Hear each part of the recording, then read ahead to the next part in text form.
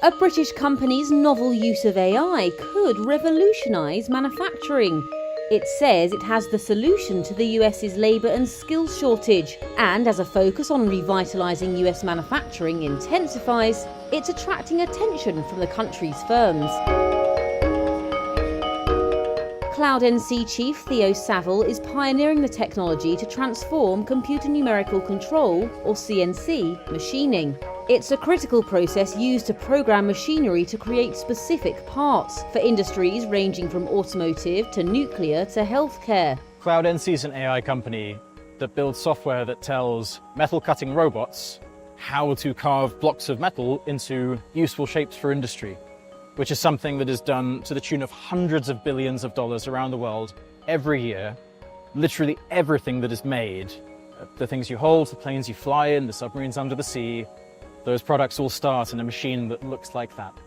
And our software makes it much, much easier to run and control these machines. Traditionally, CNC machining has relied on outdated software, despite its importance. It requires skilled operators, an increasingly scarce resource, to program these machines manually with thousands of instructions. Saville says CloudNC's technology cuts manufacturing times by approximately 80%, and that it provides a viable solution to the skills gap confronting the industry. So the problem that we have in the West is not enough people to run these machines, and that problem gets worse every single year.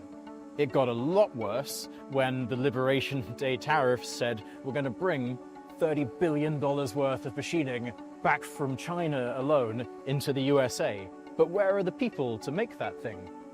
We can't train them fast enough, it takes years. So the only way to fill the gap is with software that makes the people that we have able to produce more things. As tariffs take effect, CloudNC says its technology has already helped more than 100 US manufacturers, and that it's poised for substantial growth.